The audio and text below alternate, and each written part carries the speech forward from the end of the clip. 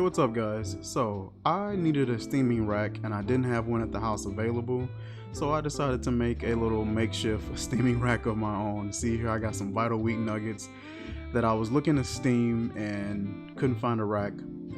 I'm ordering one off of Amazon pretty soon, but it just hasn't made it here yet, so in a bind, this is what I'm going to use.